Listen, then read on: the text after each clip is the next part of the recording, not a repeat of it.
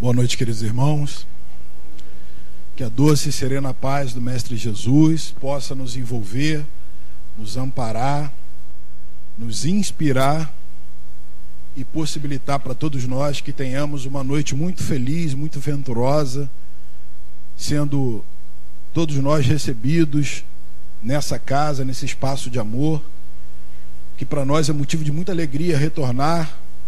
Sempre quando chegamos aqui, observamos a grandiosidade desse trabalho, de tudo que é feito aqui nessa casa, e sempre relatamos a nossa querida tia Guacira as impressões favoráveis que a gente tem de tudo, que a gente recolhe de tudo que a gente consegue captar quando a gente chega aqui. Então é motivo para nós de muita alegria poder estar inserido nesse contexto, poder estar compartilhando com vocês momento de reflexão, de elevação de pensamento, e também dizer para vocês que a gente tem que saber dar valor a cada instante que nos é possibilitado, a cada oportunidade que nos é oferecida, principalmente quando a gente chega numa casa de socorro espiritual.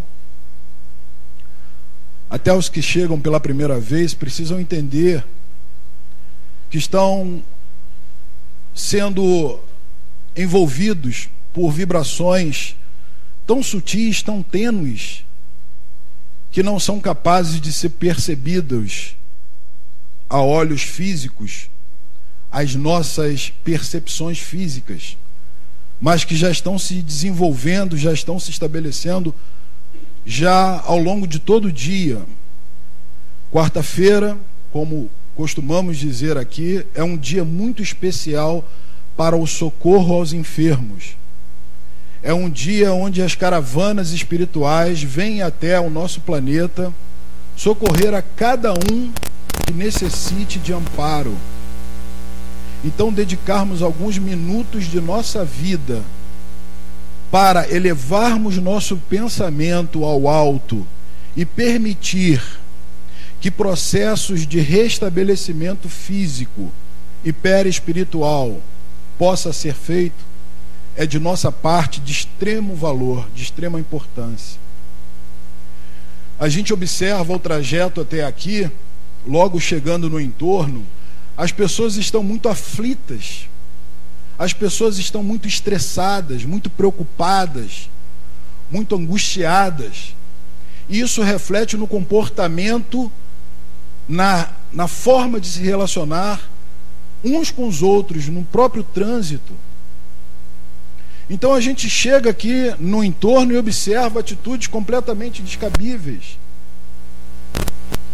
que mesmo se dirigindo para cá em busca de auxílio, em busca de alguma coisa, ao chegarmos aqui, nós precisamos dedicar um tempo para que todas essas vibrações miasmáticas, todas essas, digamos assim, toda essa corrente de vibração adrenérgica, estafante, possa ser espargida, possa ser afastada de nossas mentes, e os espíritos possam trabalhar de maneira segura junto a cada um de nós.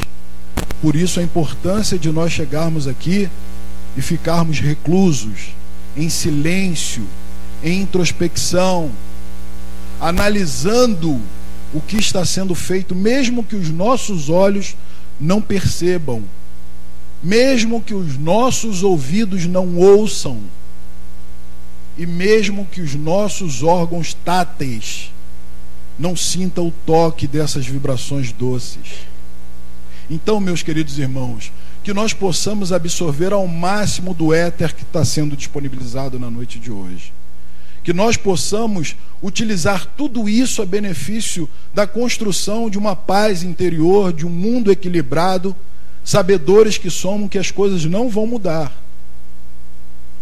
Nós chegamos aqui tumultuados e sairemos seguramente melhores, mas as pessoas e o mundo continuam sendo o mesmo, porque, como sabemos, a mudança do mundo parte da mudança que nós aplicamos no nosso próprio universo interior. Então o que a gente vem fazer aqui é buscar o reforço, a instrução, o lenitivo, o amparo, para que nós possamos encarar a realidade que nos espera lá fora. Os espíritos que não desejam isso, os espíritos que de alguma forma nós estabelecemos sintonias com o nosso pensamento, principalmente por escolhas infelizes do passado, eles nos aguardam lá fora.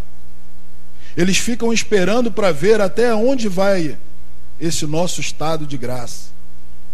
E à medida que nós vamos baixando o nosso padrão vibratório e entrando no padrão vibratório da vida de relação, eles vão então cada vez mais estabelecendo suas conexões psíquicas e influenciando enormemente em nossas vidas.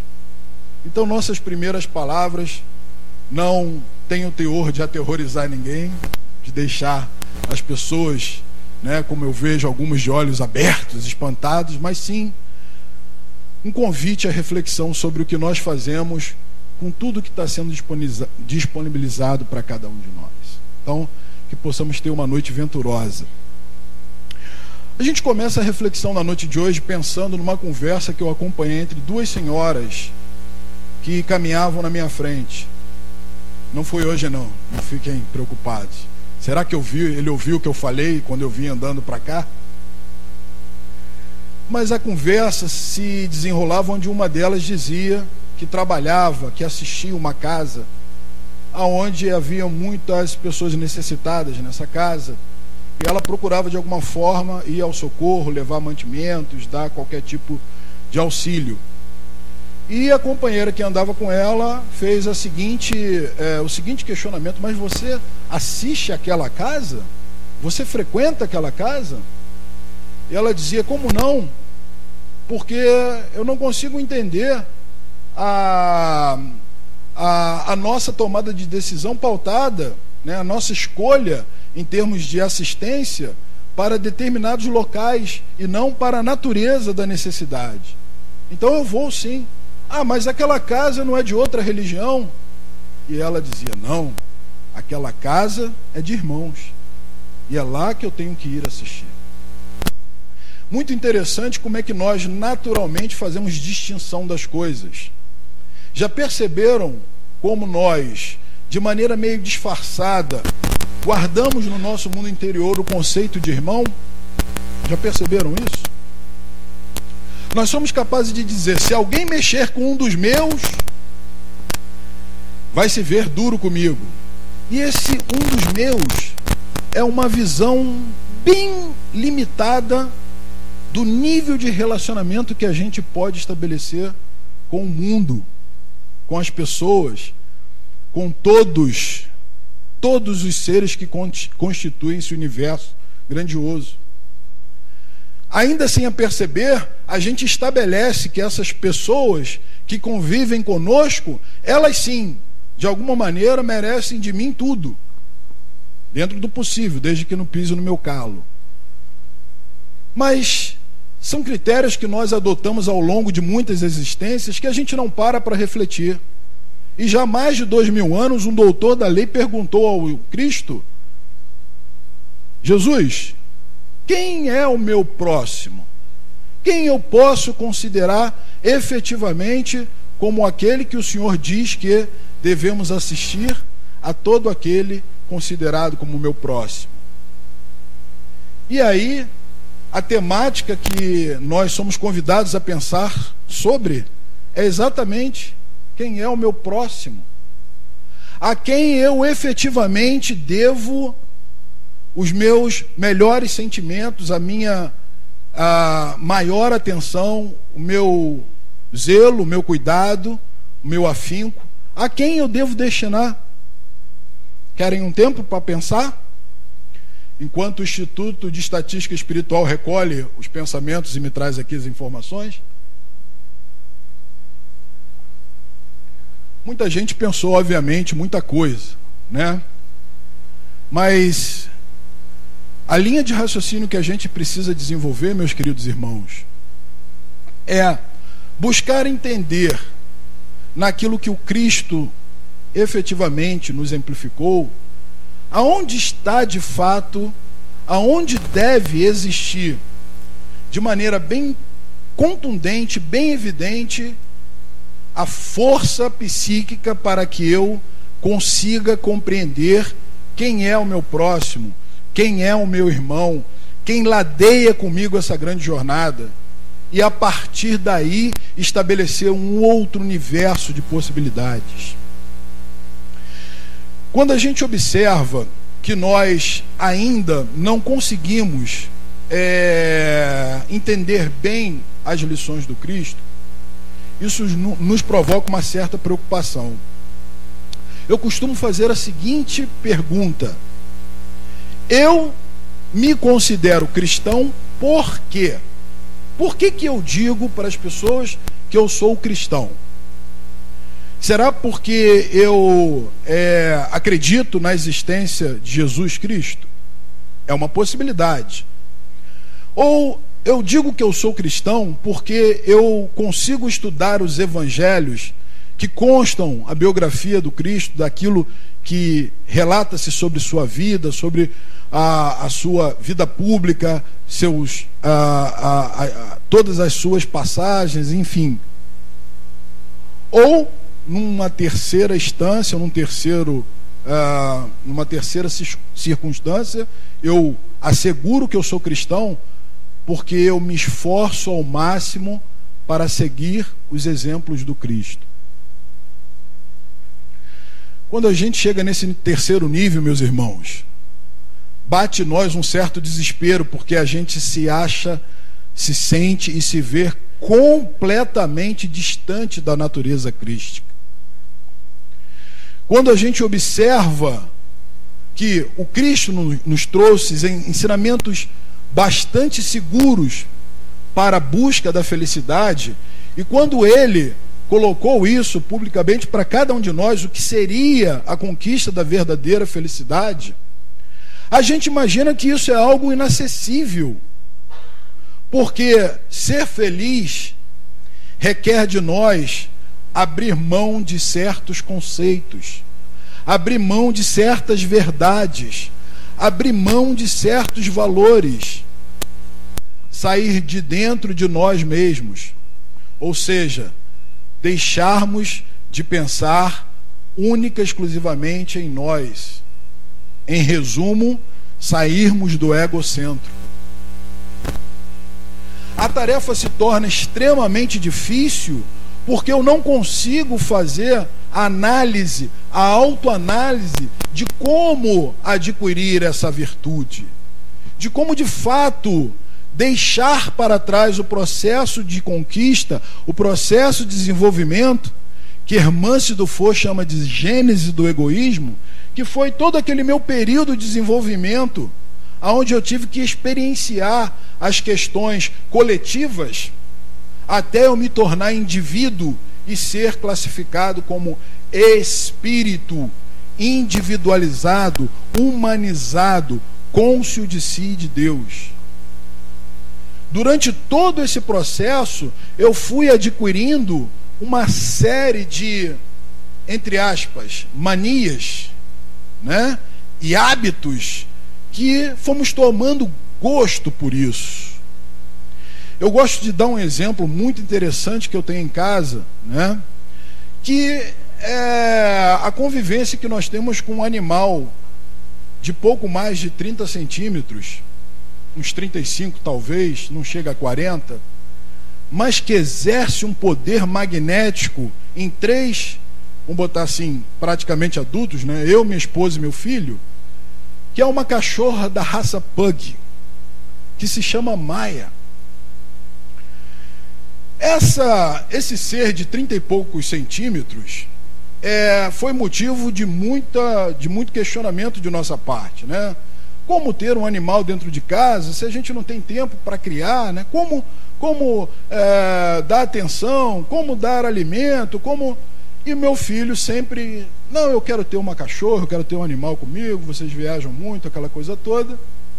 E nós, depois de alguns anos, né, defendendo a tese bravamente, que não dava para ter um animal nas condições nossas, né, de vida, de trabalho, a gente se sentiu por vencido, porque ele conseguiu a adesão de um reforço muito grande, que foi a minha sogra. Comentário à parte com sogra. Sogra é um ser tão interessante que consegue ficar até alguns dias afastado, como o caso da minha, assim, a gente fica sem se ver. Mas quando aparece, faz um estrago danado. Nesse caso, ela falou: não, pode deixar que o cachorro é por minha conta. Eu cuido, dou atenção, a hora que vocês não estiverem aí. Falei, bom, eu não quero desencarnar, não quero partir daqui para melhor com a fama de que eu sou intransigente, né? Tentei, argumentei, fundamentei, disse para ele que ele teria que gastar a mesada dele, já que a cachorra seria dele, né? Com veterinário, com ração. Ele ficou espantado. É mesmo? A despesa é grande. A despesa é grande, né? Sabe aquelas necessidades fisiológicas quando você come e bebe? Exatamente, o cachorro também tem, né? Com detalhe importante, né? Por mais educado que ele seja em Harvard, em Oxford, ele não vai fazer o que você quer. Você vai mandar ele para um lugar, ele vai para outro. Então se prepare. Ele, não, eu estou bem na fita. Tá bom, tá bem. Chegamos a uma conclusão que era o momento de adquirirmos um cachorro. Trouxemos para nós a Maia. Meus queridos irmãos, aonde nós queremos chegar nessa história toda? Observe, eu coloquei algumas condições. A Maia vai chegar, vai ficar entre nós, porém será tratado como um cachorro. O cachorro tem que ser tratado como um cachorro. Ok. Primeira coisa, vai dormir lá fora. Pela reação de vocês já sabem. Primeira noite, cachorro espantada, né? Poucos meses, tinha saído lá do seu nicho, do seu habitat. Vem a cachorra, né? Toda nervosa e tal. Aí nos preparamos para dormir e tal, cachorro lá fora. Aí cumpriram o que eu falei, botaram a cachorra lá fora e tal. Nessa noite, gente, pasmem, né? Eu sou meio preguiçosão, né? Então eu falei, ai que sede, vou pegar uma água. Quando eu cheguei lá para pegar a água, quando eu olho, tá a cachorra. Mas ela olhou para mim de uma maneira estranha. Ela não olhou como cachorra. Sério? Ela olhou como alguém me pedindo alguma coisa. Aí eu falei, que isso, mas bobagem é essa, né? Bebi a água assim, ó. Aí a cachorra, gente, tava tipo... Aí eu falei, não. Aí eu falei, agora eu quero ver. Me afastei, tipo, vou embora, né? Vou deixar ela lá. E nada, ela começou a arranhar a porta, começou. Poxa, gente, não é possível. Ela está querendo criar uma interlocução comigo, ela está tentando alguma coisa comigo, né? Muito bem, não resisti muito, fui lá, peguei a cachorra. Quando eu chego no quarto, minha esposa olha e dá aquele sorriso, né? Aê!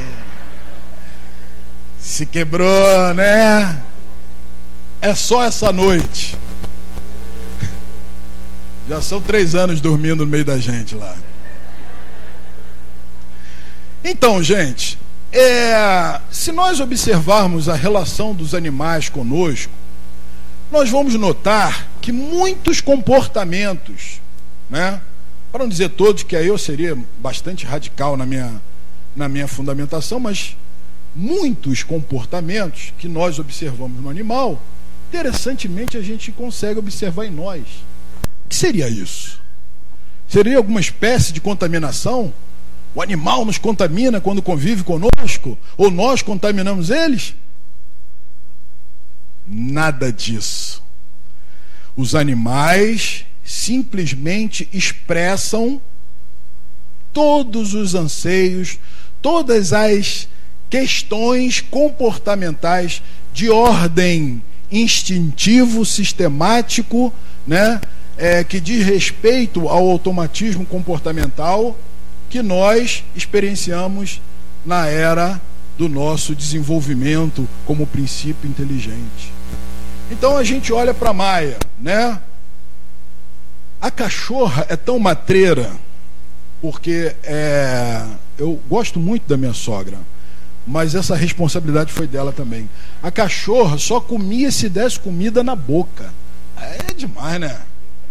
É demais. Minha sogra queria botar roupinha rosa, queria botar não sei o que. Meu filho, não, vó, aí é demais. Eu passeando com a cachorra pequenininha com roupinha rosa, o que vão pensar de mim, né? Mas vó estraga até cachorro, é impressionante. E ela dava comida na boca, eu falava, não vai dar comida, que dá comida na boca? Eu chegava em casa lá, todo mundo se arrastando com a cachorra. Eu fiquei, você vai comer não? Falei, gente, isso está terrível, isso está... Deixa eu comigo, deixa eu usar minha psicologia aqui animal. Comecei a dizer para ela, se você não comer, você vai ter inanição, você vai morrer.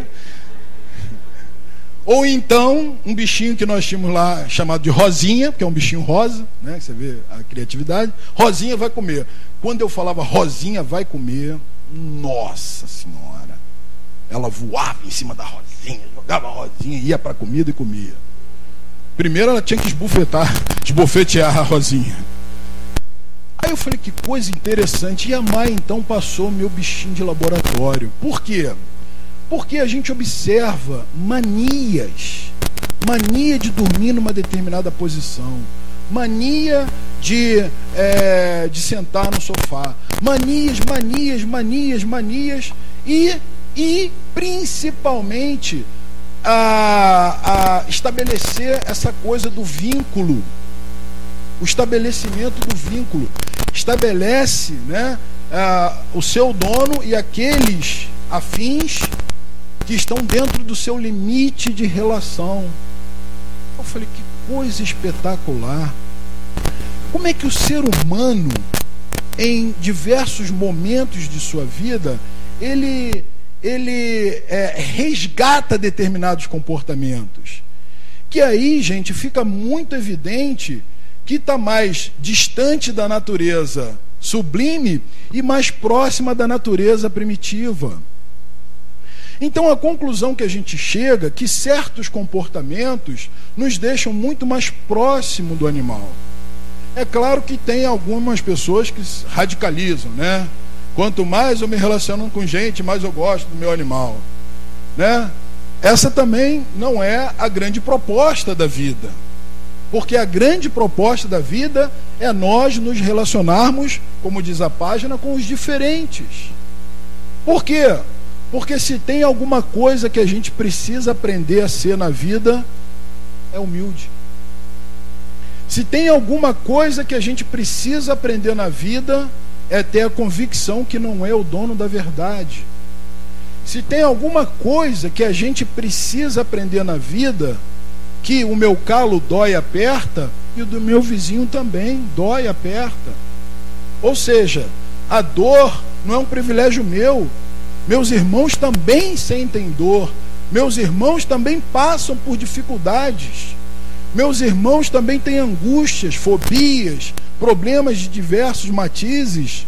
E por que nós então só enxergamos os nossos problemas ou os problemas daqueles que se encontram, ao nosso lado? Bezerra de Menezes tem um caso belíssimo que nós conhecemos, não só pela literatura, mas até pela própria reprodução da sua vida em filme, né, cinematográfico, em película cinematográfica, que reporta exatamente o momento que ele estava já como médico formado com seu filho doente em casa, mas não abriu mão de exercer a sua função de médico. E sua mulher questionou, você vai deixar seu filho doente para atender os outros? Mas o filho dele já estava medicado. O filho dele já estava assistido. E o filho do outro. Percebem, meus irmãos? Ele, cônscio da sua função, do seu papel, do seu ofício, o que ele fez? Confiou nas mãos de Deus a saúde do seu filho, porque dele, da parte médica, da parte que lhe cabia, já tinha sido tudo providenciado. Então ele saiu, foi atender, foi socorrer, e quando retornou encontrou seu filho já não mais febril, já não mais num estado de total atenção. Percebem? É a confiança de que nós temos muito mais a se preocupar do que esse pequeno trecho que se encontra entre a ponta do meu nariz e, no meu caso, né, difícil acesso ao umbigo. O movimento que eu faço de olhar de maneira circunspecta, de maneira introspectiva para dentro, provoca em mim um fluxo energético concêntrico que desestabiliza meus centros de força. Essa desestabilidade provoca disfunção orgânica que leva às enfermidades. Ou seja, nós somos artífices da nossa própria desconstrução, da nossa própria degeneração. É duro ouvir isso, né? Mas nós geramos as nossas próprias enfermidades. Como? Com o nosso pensamento. A maneira como a gente pensa, a maneira como a gente interage, a maneira como a gente se relaciona. Se nós pegarmos casos de pessoas que estavam em níveis altíssimos, né, de substâncias que caracterizavam qualquer processo degenerativo, inflamatório, qualquer sintoma de extrema gravidade, quando essas pessoas começavam a sair da natureza do seu problema e começavam a pensar nos outros, começavam a pensar na vida, essas pessoas encontravam fluxo, né, eflúvio, fulcros energéticos que estabeleciam um ponto de equilíbrio aonde estava menos fortalecido, aonde havia suscetibilidade, e essas pessoas conseguiam se reorganizar organicamente, o que nós chamamos indevidamente de cura, porque a cura é da alma, né, como sabemos.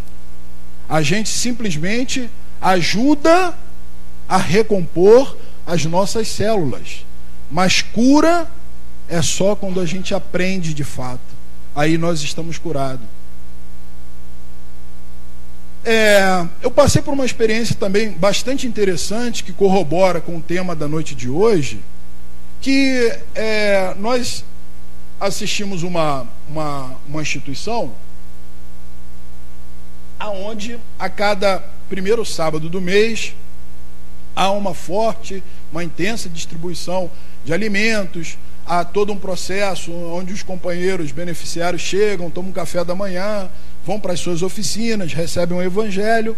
E aí tinha uma companheira que tinha incumbência de levar o pão para o café da manhã desses queridos irmãos. Só que essa companheira, por necessidade de mudança, ela teve que ir para outro estado. E nós ficamos carentes de alguém que doasse pão. Aí eu lembrei de uma amiga da família, né? Amiga da minha sogra, gente boa. E aí eu lembrei que ela tinha uma padaria, uma panificadora, né? E eu cheguei para ela certo dia, liguei para ela perguntando se ela teria condição de nos atender, fornecendo os pães para os nossos queridos beneficiários. Eu senti que eu deixei a companheira numa saia justa, porque ela não sabia muito bem o que me dizer. E eu esperando dela, e aí, você tem condição de nos atender tantos pães, sábado de manhã, assim, assim? Ela falou, olha, Marcelo, eu não sei se eu tenho condição não, eu preciso perguntar ao meu pastor.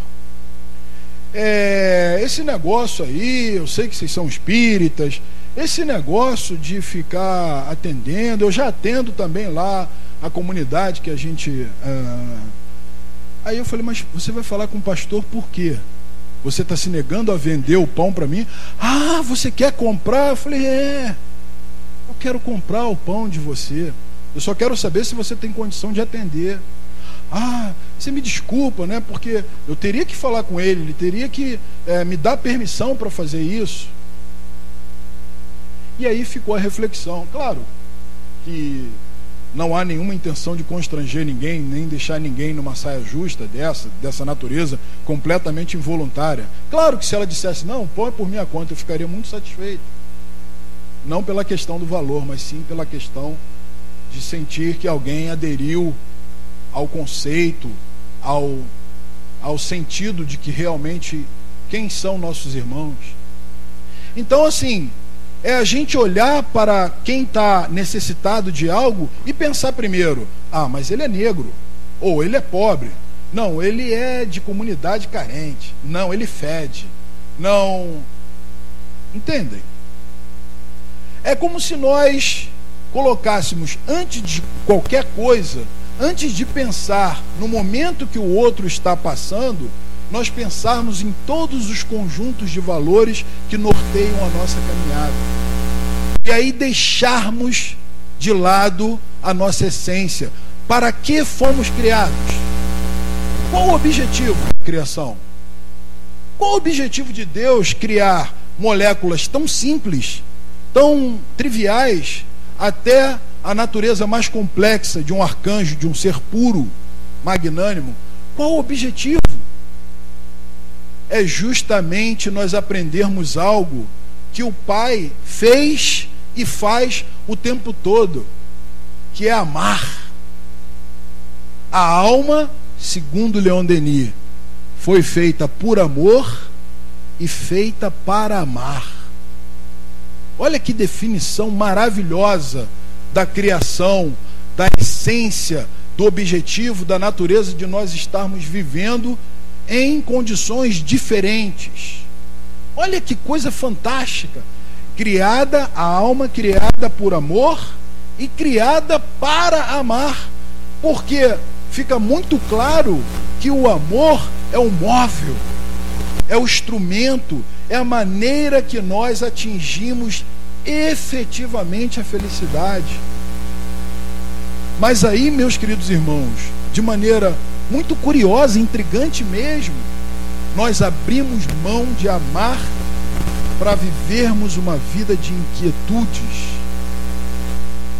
Certa feita, eu lendo uma lição, um sábio disse: olhando para um pássaro, você só compreende o que é deixar de amar quando você arranca a asa de um pássaro. Porque ele foi criado para voar, e sem asa ele vive limitado, ele vive preso, ele vive circunscrito. Assim somos nós, quando somos tolhidos do amor, quando deixamos de praticar, quando deixamos de envolver nossa alma com esse sentimento sublime. Nós nos sentimos limitados, presos, sofridos. Essa é a maior proposta que nós temos de vida, é olharmos para esse universo, para esse horizonte e pensarmos: o que de fato eu preciso fazer para amar? Qual é a prática inicial que eu devo começar a colocar imediatamente na minha vida para que eu possa enxergar um horizonte mais colorido, mais pleno, mais harmônico, mais feliz? E aí, meus queridos irmãos, abrir mão da natureza íntima, sisuda, séria, trancafiada, limitada, hermética, dentro daqueles conceitos que foram providos, foram provenientes de milênios de existências e mais existências, e a gente começar a se permitir até a possibilidade de entender outras coisas. Quando a gente olha para um trabalho assistencial, por exemplo, que a casa oferece, Grupo Espírita Esperança em Cristo oferece, é uma possibilidade para nós começarmos a fazer esse exercício.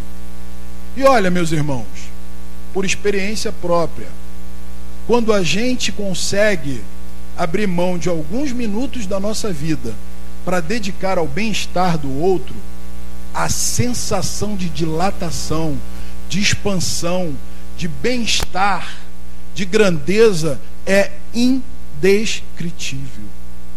O que o espírito experimenta quando faz isso, sabe por quê, meus irmãos?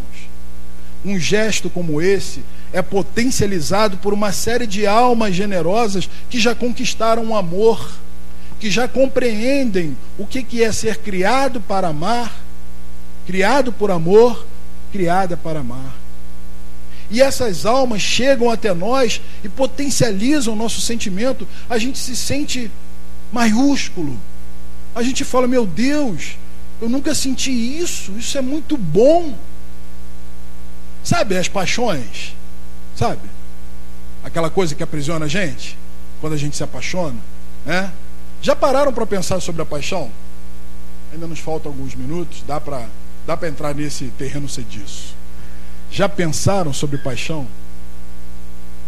Já pararam para pensar que existe uma diferença enorme, gigantesca, fabulosamente grande entre paixão e amor?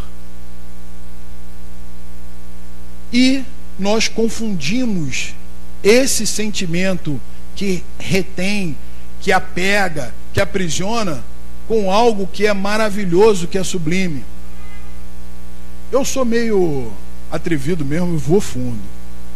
Querem fazer uma experiência? Vou falar principalmente para as mães. Como é a nossa relação com os nossos filhos? É uma relação de estímulo à liberdade ou é uma relação de aprisionamento? Hein? Morales. Muito bem. Vamos lá. A ave, quando o seu filhote arrebenta a casca e ele chega para os primeiros cuidados, a ave em nenhum momento, vamos pegar o exemplo da ave, em nenhum momento ela deixa de ser provedora. Ela coloca o alimento até o bico do pássaro, do seu filhote, prepara o seu ninho, aquece, acolhe, e assim se mantém até o momento que ela percebe que o seu filhote desenvolveu, ainda precoces e incipientes, estruturas, aparatos voadores, que a sua musculatura tem um enrijecimento maior. E aí sabe o que ela faz? Alguém já observou? Oi? Ela empurra para fora do ninho. Sabe o que vai acontecer com esse filhote? Vai dar um bocado de cambalhota. Pum, pum, pum, pum, pum, pum. Ela vai lá, recolhe, leva de novo e empurra de novo. Depois que ele voa, meus irmãos, adeus. Sabe o que é isso? Uma forma de amar. É uma maneira de entender, compreender na sua essência, não o que é Deus, que o animal não tem condição de compreender o que é Deus, mas de experienciar o amor de Deus, que permite que tudo isso aconteça, para que o filhotinho saia dali e voe. E nós? Certa feita, em um dos nossos trabalhos lá na casa, uma companheira interrompeu o trabalho dizendo que tinha que ir embora para casa. Ela tinha que ir. Tudo bem, tem que ir embora, a gente compreende, né? Mas sempre tem aquela pergunta curiosa: poxa, mas alguma coisa, algum problema? Não, tem que preparar a comida do meu bebê. E aí já complica, porque já era uma pessoa de uma certa idade. Pode ser, né? Claro, tem como a mãe, um bebezinho, né? Lá, uma criança do coração. Mas quem conhecia falou assim: fulano, seu bebê? Quantos anos tem seu bebê? 42. Obviamente que a gente não está menosprezando nenhum tipo de sentimento, mas é material para nossa reflexão. Um bebê de 42 anos, gente, se vira, não se vira? Mais que um filhote de um pássaro, não é mais? Por que a gente não confia nisso? Porque tem uma coisa chamada apego. Tem uma coisa que nós desenvolvemos por aqueles que nós entendemos que são os nossos verdadeiramente entes queridos, né, verdadeiramente aquele que faz parte do nosso ciclo de relacionamento, os outros são os outros, esse sim, esse merece que eu abra a mão até da minha própria vida, para que ele possa ser feliz. Alguém consegue imaginar que alguém vai ser feliz sem experienciar as suas próprias experiências? Desculpe aí a pleonasmo, redundância, sei lá qual é a figura de linguagem. Mas não há como, não há como. E aí, meus irmãos, a gente deixa de ter outras experiências. Eu tenho uma experiência em casa, onde a minha mãe é uma pessoa depressiva. Ela tem depressão. É difícil conviver com alguém que tem depressão, porque alguém que tem depressão não consegue enxergar absolutamente nada além da própria desconexão que ela faz com o resto da vida, do mundo, das pessoas. Então ela se acha infeliz, ela sofre, e é real, porque ela simplesmente acha que as pessoas não amam mais, não querem bem a ela. E entra num processo cíclico de natureza quase que obsessiva, que começa a se comportar de uma tal maneira que as pessoas, aí sim, com aquele comportamento, as pessoas não querem conviver com qualquer tipo de psicopatia, de qualquer distúrbio, de qualquer transtorno, e as pessoas se afastam mesmo. E aí é um processo cíclico, ninguém me ama, ninguém me quer, e as pessoas não estão dispostas a entenderem. Mas ela tem uma habilidade muito boa com as mãos, e eu sempre digo para ela: mãe, dedica o seu tempo, dedica o tempo de ociosidade, polariza o seu pensamento para coisas úteis, principalmente a quem precisa mais. Por quê? Porque quando a gente faz isso, meus irmãos, o sentido de utilidade, o sentido de servidão é muito maior. Por isso que Chico dizia que preferia ser doador do que receptor. Por isso que ele assegurava que a melhor coisa para o espírito é se colocar na condição de dar. É melhor dar do que receber.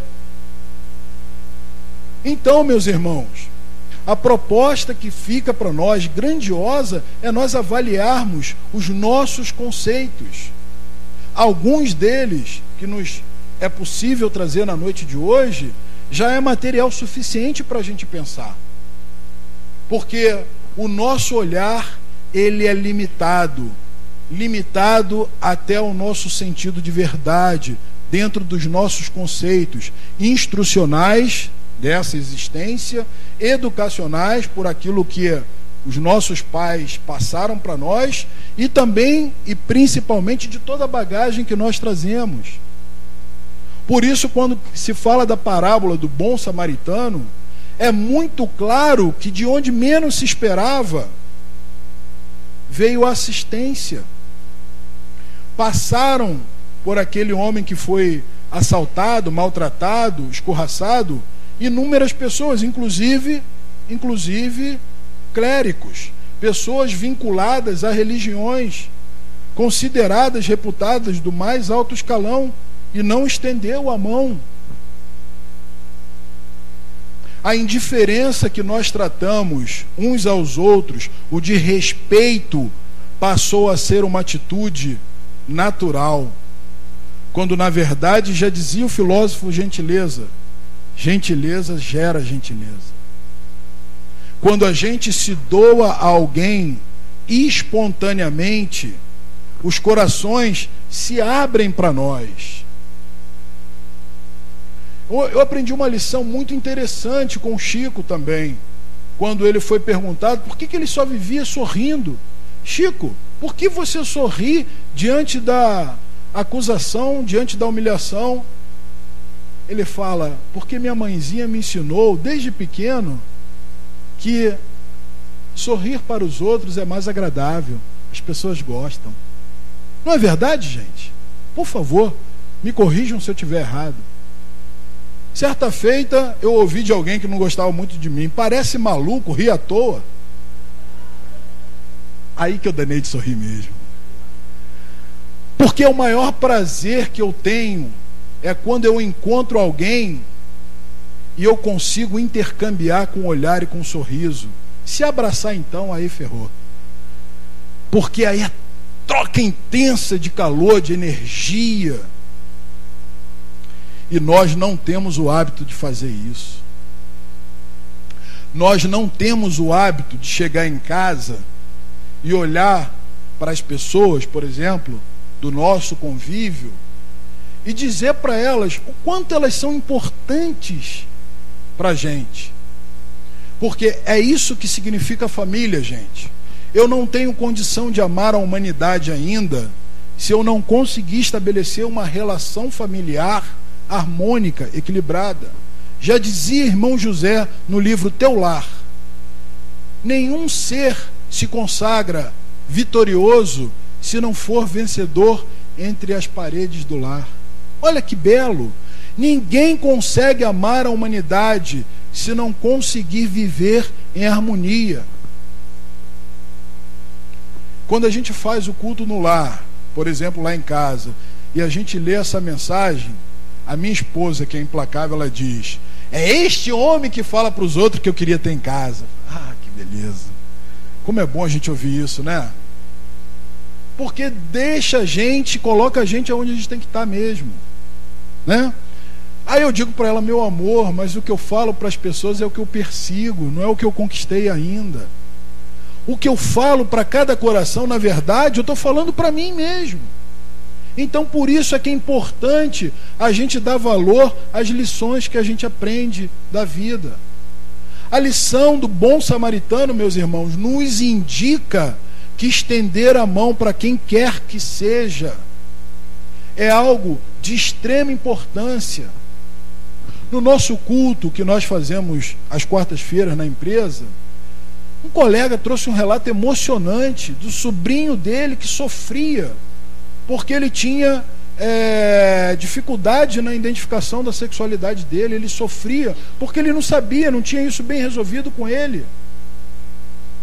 E como a família inteira praticamente é protestante, não aceitavam um garoto, não aceitavam que ele tivesse a condição de escolher ou de vivenciar ou ter esclarecido, de ser esclarecido sobre esse conflito. Vocês imaginem que é você viver com um psiquismo de uma natureza e um corpo de outro? Vocês conseguem imaginar? Conseguem? Pois é. O dia que a gente fizer esse exercício, a gente vai entender o que é alguém que tem esse tipo de dificuldade, que tem um psiquismo de uma natureza e um corpo de outra. E ele narrou isso pra gente no culto. Foi emocionante, porque ele falou da intolerância das pessoas para com o rapaz, dentro do seio familiar. Então, meus irmãos, que a gente possa sair daqui com um conceito avaliativo, com a reflexão do que efetivamente nos conduz, nos trouxe para esse cenário e que efetivamente nos possibilita nos relacionarmos com pessoas de naturezas tão desiguais. Para que nós estamos num ambiente onde nós somos convidados a lidar com aquela criança que fica jogando bolinha no meio da rua e pedindo dinheiro: tio, me dá alguma coisa? Por que a gente tem que conviver com um cara que vai lá e tira a vida do outro, e você de alguma maneira tem que olhar para essa pessoa com um olhar de compaixão e vibrar por ela, fazer prece por ela? Quando na maioria das vezes a gente acha que tem que acabar, tem que morrer, como se a morte fosse o fim de tudo.